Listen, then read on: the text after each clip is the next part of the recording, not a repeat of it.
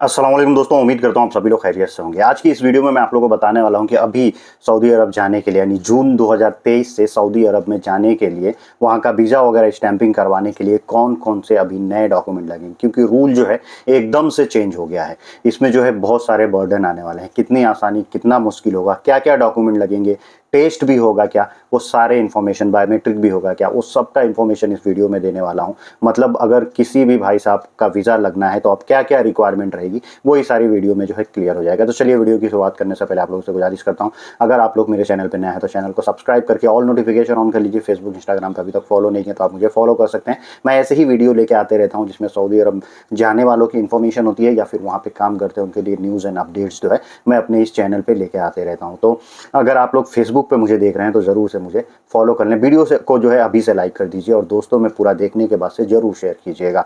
अब चलिए बात कर लेते हैं। सबसे पहला जो एक बर्डन आ रहा है वो बर्डन क्या है? वो बर्डन है प्रोग्राम टेस्ट का, स्किल वेरिफिकेशन प्रोग्राम। यानी आपका जो प्रोफेशन है, जिस काम में आप जा रहे हैं, सेमी स्किल्ड हैं, तो आपको उसका टेस्ट देना पड़ेगा। जैसे welder, electrician, plumber, mason, auto electrician, ये जितनी भी ये सब सारी जो कैटेगरीज होती हैं, एक लिस्ट आया हुआ है। मैं आपको लिस्ट जो है वेबसाइट पे दे दूंगा। आप जो स्क्रीन पे देख रहे हैं उसमें वेबसाइट भी दिया हुआ है। उस वेबसाइट पे svfinternational.pac.sa ये जो है सऊदी अरब की वेबसाइट आई है। यहीं पे जो है रजिस्ट्रेशन भी होगा टेस्ट करने के लिए। मतलब वीज़ा लगाने के लिए सबसे पहले ज़रूरी होगा, अगर आप लोगों का वीज़ा प्रोफेशन जो है कैटेगरी वाला है तो उस कैटेगरी का आपको टेस्ट देना होगा। टेस्ट देने के लिए 2 सेंटर सऊदी अरब ने जो है निर्धारित किए हैं, दिल्ली और मुंबई में। मतलब मुंबई में 2 है और दिल्ली में भी 2 है। तो मुंबई में जो है सबसे ज़्यादा मैक्सिमम तो वीज़ा मुंबई के ही होते हैं। तो मुंबई में जो 2 सेंटर हैं वो एक हॉस्टन है, हॉस्टन जो कि कुर्ला में है, और दूसरा जो है फादर एंगल है जो कि बांद्रा में है। तो यही दोनों पे जो है आपको अपॉइंटमेंट लेके जाना पड़ेगा और यहीं पे आपका टेस्ट भी होगा। अगर चार्जेस की बात करते हैं तो टेस्ट का मोटा मोटी से अफवाहों के साथ शायद सुनने में आया है, क्योंकि अभी ये शुरू हो रहा है, जून के महीने में ये होगा लागू। तो अब लोगों को आके वीज़ा लगाना रहेगा तो ये करना पड़ेगा। तो टेस्ट का जो समझ में आ रहा है उसका लोग बता रहे हैं कि 4,500 तक जो है चार्जेस हैं। तो चार्जेस कितने महंगे हैं टेस्ट के आप समझ सकते हैं। तो सऊदी अरब जाना जो है अब आप लोगों के लिए और भी खर्चीला होने वाला है।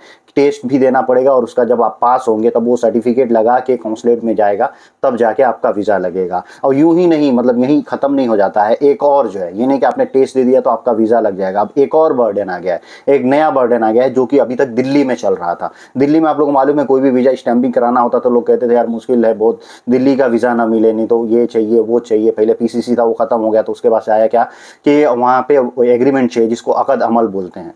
अब वही सेम चीज़ मुंबई में भी लागू हो गई है। यानी जून में अब जो है इस महीने में अगले हफ्ते से जो भी वीज़ा लगेंगे तो जो आपका स्पॉन्सर रहेगा, अगर कफिल है तो वो जो है गुरफा खारजिया करा के एक आपका अकद अमल देगा कि आपको किस काम में बुला रहा है, कितनी सैलरी वगैरह है। तो वो चेंबर ऑफ कॉमर्स करके वो आपको भेजेगा ओरिजिनल, तब ये कॉन्सुलेट में सबमिट होगा वीज़ा के साथ में, तब आपका वीज़ा लगेगा। यानी वीज़ा लगाने के लिए अगर स्किल्ड है तो उसका आपको टेस्ट सर्टिफिकेट लेना पड़ेगा, उसके बाद से आपका एग्रीमेंट कफिल भेजेगा, वो दोनों जब देंगे तब जाके आपका वीज़ा लगेगा।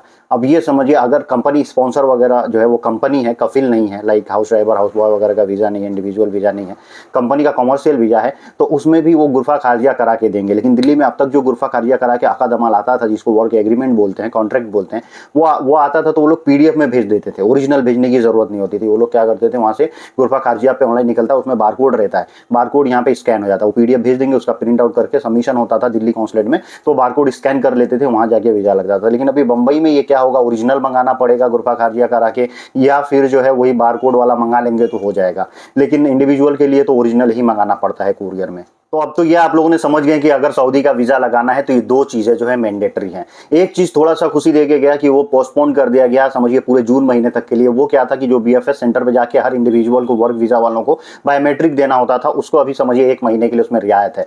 वो अगले महीने से हो सकता है फिर से वो लागू हो जाएगा। तो जब अगले महीने से लागू होगा वो बकरा ईद के बाद, तो एक वो भी बर्डन हो जाएगा। मतलब कुल मिला जुला के अगर बात करें कि अब सऊदी जो है जाना कितना आसान है, कितना मुश्किल है, तो कहने का यही तात्पर्य है यहाँ पे कि बहुत ज़्यादा मुश्किल हो रहा है, क्योंकि अब जो है आपको मेडिकल कराना होगा, मेडिकल की वैलिडिटी 2 महीने की होगी, उसके बाद से आपको बायोमेट्रिक कराना होगा, बायोमेट्रिक होने के बाद से अगर आपका जो है कैटेगरी वीज़ा है तो उसका आपको जो है टेस्ट भी देना होगा, और उसके बाद से आपको वर्क एग्रीमेंट भी जो है आपके कफिल या स्पॉन्सर कंपनी से मंगाना पड़ेगा। अगर आप किसी एजेंट ऑफिस के थ्रू लगा रहे हैं तो वो ऑफिस वालों की जिम्मेदारी है, वो कफिल से मंगाते हैं लेटर, वो मंगा के और फिर जो अकद अमल है फिर आपका करेंगे, लेकिन टेस्ट देने आपको ही जाना पड़ेगा। बायोमेट्रिक जब शुरू होगा तो वो भी आप ही को करना पड़ेगा। अब इसमें देखिए एक चीज़ ये भी है कि हाँ, फ़ायदा क्या होगा, फ़ायदा ये होगा कि अब एजेंट लोग आपको ज़्यादा घुमा फिरा नहीं पाएंगे। जब वीज़ा कंफर्म रहेगा, हाँ वीज़ा आ गया है, वीज़ा एकदम आपका कंफर्म है, तभी वो आगे का आपका प्रोसेस करेंगे, आपका मेडिकल, आपका बायोमेट्रिक, उसके बाद से आपका टेस्ट होगा, तब जाके आपका वीज़ा लगेगा। तो एक मायने से ये ठीक है, और ये जिम्मेदारी ज़्यादातर बढ़ किसके लिए जाती है, कफिल के लिए, क्योंकि कफिल को देना है भाई, आपको अगर कैंडिडेट चाहिए इंडिया से तो ये सारी चीज़ें आपको फुलफिल करके देना है, तभी यहाँ पे वीज़ा लगेगा और तभी आपका आदमी आपको वहाँ पे मिल पाएगा, सऊदी अरब में जा पाएगा।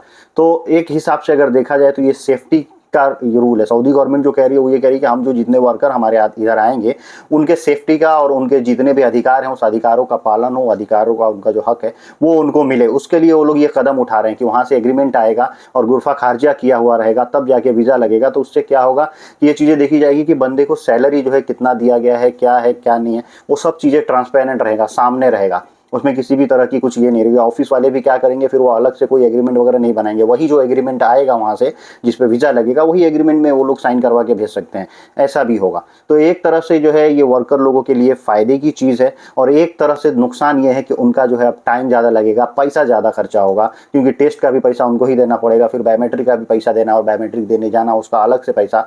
तो ये सब चीज़ें टेंशन वाली बात थोड़ी सी आदमी लोगों के लिए भी है, ऑफिस वालों के लिए तो नहीं है भैया, क्योंकि उनको तो पूरा डॉक्यूमेंट वहाँ से मंगवाना है और आपका सब करा के डॉक्यूमेंट प्रोसेस करके देना है। हाँ, डिले होगा ये सब चीज़ों में कि भैया आप लेटर वहाँ से आएगा, आपका ये बायोमेट्रिक होगा, आपका जो है टेस्ट होगा, ये सब चीज़ों में अब थोड़ा टाइम लगेगा, लेकिन जब आदत हो जाएगी तो धीरे धीरे यही आसान लगने लगेगा। अभी के लिए तो ये टफ है थोड़ा सा।